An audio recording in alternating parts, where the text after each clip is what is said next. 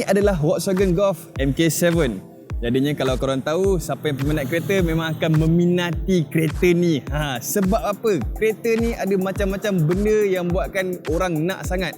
Jadinya mesti semua orang yang ingat yang kereta ni adalah sebuah kereta hatchback. Tapi kalau korang nak tahu, hatchback pun ada dia punya kategori masing-masing. Dan ini adalah hot hatch. Hot hatch ni bermaksud dia bukanlah sebuah hatchback yang biasa, tapi dia adalah hatchback yang mempunyai macam-macam benda lagi. Kenapa dia panggil hot hatch? Dia panggil hot hatch ni sebab dia adalah kereta yang menggabungkan practicality daripada sebuah hatchback dan juga dia juga adalah sebuah kereta yang sporty. Sporty macam mana tu? Enjin dia ni sporty. Volkswagen Golf adalah sebuah kereta yang dimulakan daripada tahun 1975 lagi. Jadinya kereta ni memanglah kereta yang dah lama. MK7 bermula daripada tahun 2015. Kenapa MK7? Korang boleh teka lah. MK7 bermaksud siri yang ke-7. MK Mark Saleh sikit bit. Ramai yang tak tahu berkenaan dengan Golf ni. Golf adalah sebuah kereta yang pertama sekali menggunakan fuel injection untuk kereta kecil. Saya nak berterima kasih kepada Hamzah Motor kerana meminjamkan kereta mereka kepada saya. Hamzah Motor adalah sebuah branch di Tidai, Gombak dan juga Ampang yang mempamerkan kereta-kereta yang sangat banyak dan juga mahal. Jadi kepada sesiapa yang nak membeli kereta Recon ataupun kereta used, saya cadangkan Hamzah adalah pilihan yang terbaik sekali.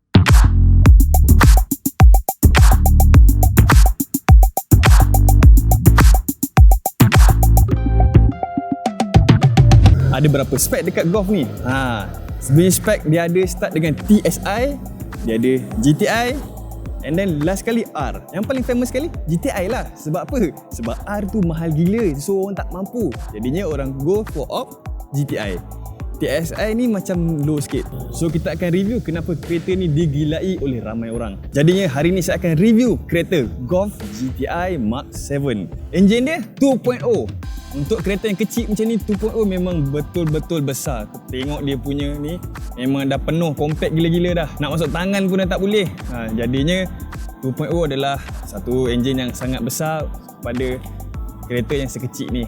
Enjin ni boleh bagi 210 horsepower dan juga ada 6 speed dual clutch. Kalau nak tahu DSG, inilah kereta ni ada DSG. Maksudnya ada dual clutch punya transmission. Jadinya 210 horsepower yang tinggi juga. Dia hatchback. Myvi pun hatchback. Myvi 100 horsepower. Ini 210. Double. So bayangkan dia punya laju macam mana. So dah boleh nampak kat situ beza dia. Kereta ni 0 to 100 dalam 5.8 second. Enjin dia memanglah cukup power. Walaupun maintenance dia tinggi sikit pada kereta-kereta yang lain, tapi dia punya horsepower tu memang sangat tinggi. Sangat mencukupi sebenarnya. Kalau yang R tu macam mana? Kalau yang R boleh sampai dalam 400 horsepower, tu lagi gila. So kalau tengok layout kereta ni, memang enjin dia horizontal. Dia punya compartment memang padat-padat semua. Memang nak masuk tangan benda tak muat dah. Sebab itulah orang-orang yang nak buat servis kereta ni, dia ada specialist dia sendiri. Jadinya korang janganlah baiki kereta ni sendiri-sendiri. Kalau boleh bagi kepada yang pakar. Kereta macam ni jangan sentuh-sentuh sesuka, nanti horsepower boleh drop. Tak syok nanti kereta tu. So jom kita tengok eksterior kereta ni, apa yang dia offer pada kita. Jom. Nak upgrade phone? Nak cari phone baru tapi tak tahu nak pilih phone apa? Check out this brand, Honor. Kamera sampai 48 megapixel sensor. Ada supercharge pula tu walaupun dia bukan kereta. And dia punya chipset sama dengan nama saya, Kirin. Harga pula tak sampai 2,000. So rugi kalau tak beli. Yang mana minat korang? Kalau dah ada target, klik link in description below. Kereta yang saya nak review yang kali ni, kereta ni colournya biru.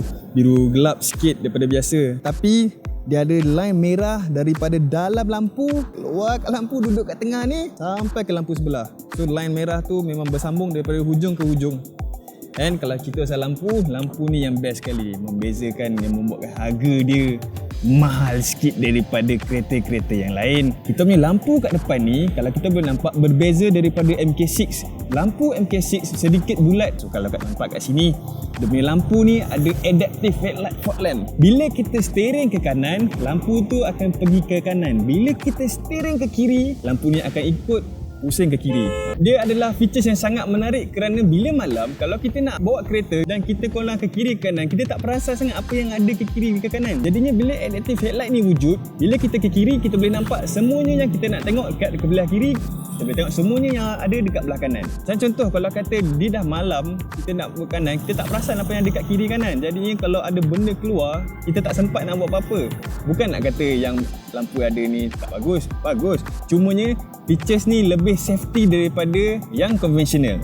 And standard kereta konti memang dia akan ada dekat atas ni, dia ada rain sensor and then dia ada light sensor. Jadinya light sensor dengan parking sensor, bila kat sini gelap dia akan automatically buka lampu untuk kita. Dan rain sensor ni apabila tiba-tiba dia boleh detect ada air dekat sini, akan wiper akan automatically buka. Jadi satu lagi perbezaan untuk bumper depan ni, kalau kata TSI dan R dia identical sikit, tapi bila GTI dia punya grill lebih berbeza daripada TSI dan juga R. So kalau nampak kat sini dia punya grill ni banyak macam ni, dia punya kat sini banyak. Kalau yang dekat TSI dengan R dari 2 saja. So itu perbezaan paling ketara GTI dengan TSI and R. Saya boleh katakan Golf ni tak adalah special mana pun sebab dia adalah hatchback yang sangat-sangat simple saja. Tapi kadang-kadang benda yang simple tu yang orang nak sebab dia sleek kat sini. Nampak? Even tak ada lid pun. Tapi dah cukup cantik dah. Kalau kita boleh nampak kat situ, itu adalah alloy wheel 17 inci, mencukupi untuk kita buat top speed tu nanti. And then kereta ni ada logo GTI dekat sini. And then kereta ni sedikit kontut daripada kereta-kereta performance yang lain sebab dia seorang hot hatch. Tu yang bestnya kereta ni, bila dia kereta ni simple je, once dia pergi dekat top speed tu, kereta-kereta lain malu oi. Kereta yang dah buat-buat ke apa kan, 210 horsepower, kecil sikit kan daripada kereta-kereta performance yang lain. Tapi bila kira balik weight tu power ratio, korang tengoklah macam mana pergi dia. 5.8 second tu bukan lambat tau, sekejap je tu.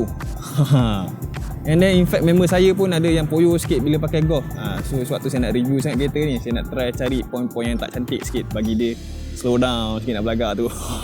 Kereta ni kereta yang agak praktikal, walaupun dia pendek daripada kereta-kereta performance yang lain. Dia ada boot yang praktikal juga, ada 300 liter punya boot dekat belakang tu. Jom kita tengok apa yang dia ada nak offer. So kalau kita tengok kat belakang ni, inilah perbezaan MK6 dan MK7 juga. Kalau kat depan kita boleh nampak lampu tu memang dah lain, even kat belakang pun sama. Kalau kat belakang pun sama bulat juga untuk MK6. Untuk MK7 dia ada sikit tajam sikit, lebih menarik, betul.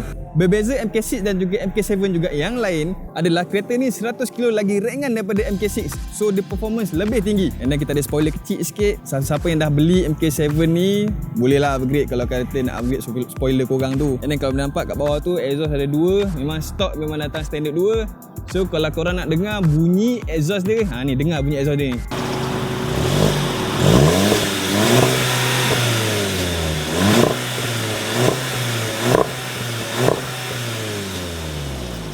Kereta ni kita boleh katakan betul-betul simple. Even dia punya door handle untuk buka boot pun tak ada. Macam mana dia buat? Dia selit dekat dalam ni. Jadinya kalau kita nak buka bonnet kita tekan ni. Kat sini kita ada ruang yang cukup luas juga untuk sebuah hatchback. Dia bukanlah yang paling luas, tapi untuk hatchback sangat-sangatlah berbaloi. Kita boleh letak dalam part bag yang besar juga dalam ni. And then kita ada satu kompartmen untuk kita punya spare tire. Tapi yang kelakarnya, spare tire dia kompang je. Even Myvi pun ada sport rim kat dalam ni. Sedikit tak shock lah weh. Kan saya cakap simple betul-betul simple. Kita tak ada tempat pun nak tarik daripada sini. Dia tersorok dekat sini. So kalau kita nak turun, kita kena gunakan, ada hook dekat dalam yang kita tak nampak pun. Kita just raba-raba je dah ada. Tarik, untuk macam tu je.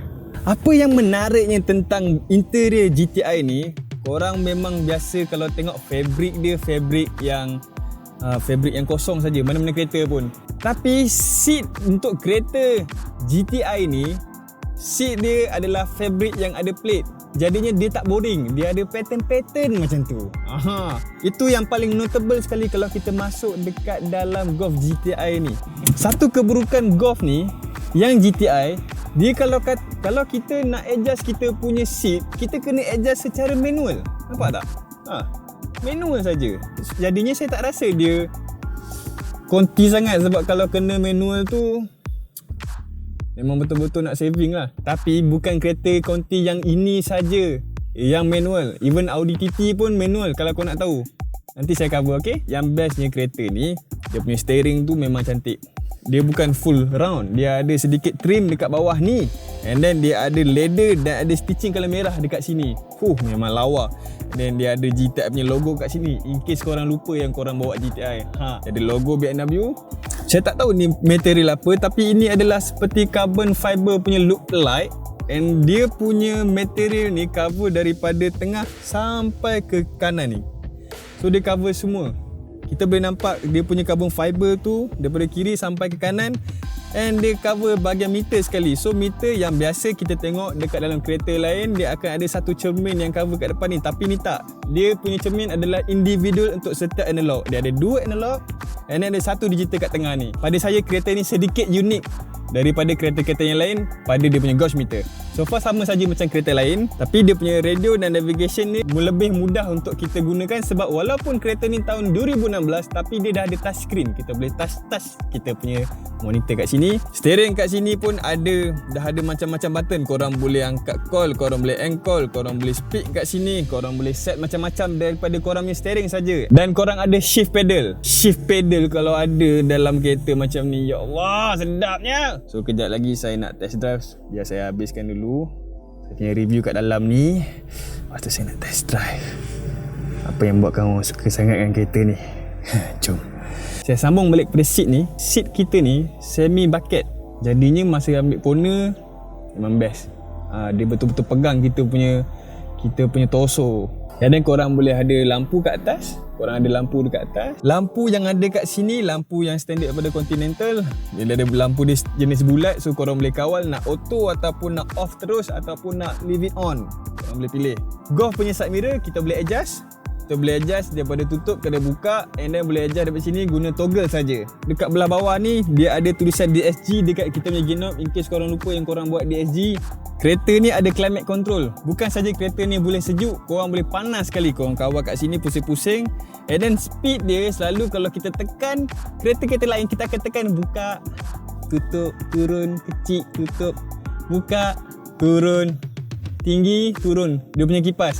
Tapi kalau dekat yang ini, korang pusing kalau korang nak kuatkan kipas, korang pusing ke kiri kalau korang nak turunkan kipas.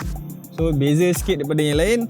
And then kereta ni ada mode dia. Dia ada 4 mode. Dia ada sport, dia ada eco, dia ada normal, dia ada custom. Korang boleh pilih korang nak yang mana punya mode. Kereta Golf GTI yang lain, kalau kita tengok review ada 3 saja, tak ada eco. Tapi yang kereta ni dia ada eco mode. Itu yang membezakan. And then dia ada eco idle. Nak save minyak juga kereta ni ada eco idle. Saya tak rasa dia perlu pun sebenarnya. And then kereta ni ada traction control. Sebab kereta ni memang perlukanlah traction control. Kereta ni kereta yang performance kalau tak ada traction control. And kereta ni kereta yang dibuat untuk semua orang. Ada juga yang tak pandai buat kereta pun nak beli kereta ni. Jadinya traction control ni amatlah diperlukan dekat dalam Golf GTI. And then dia ada parking sensor. Parking sensor ni macam korang tahu, macam saya cerita awal-awal tadi, sensor yang kat depan tu lah.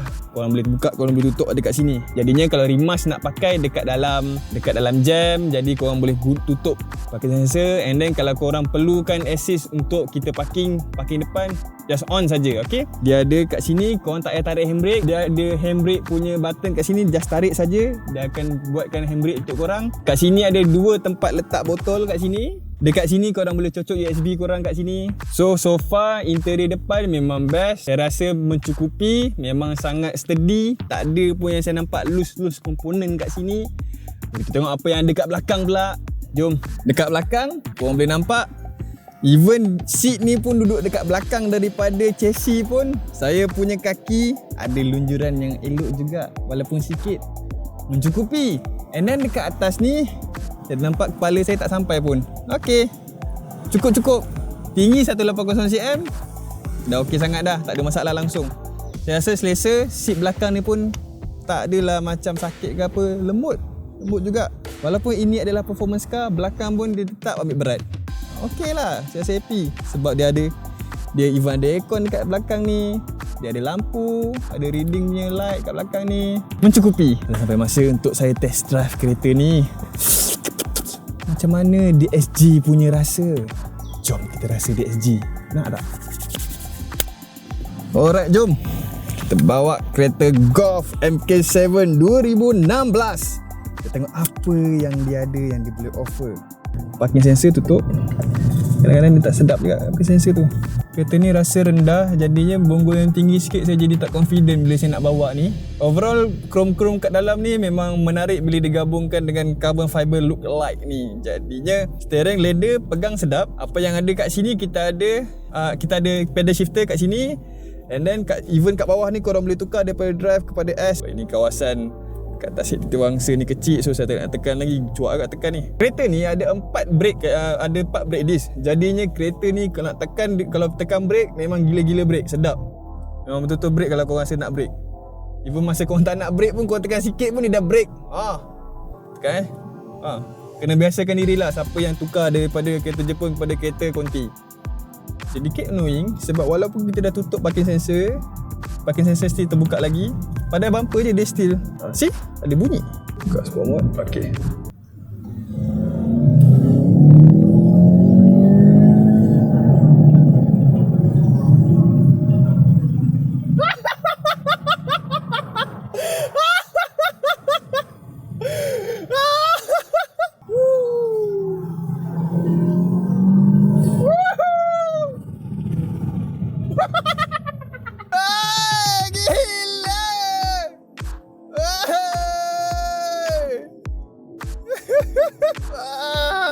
Pergi dia gila man.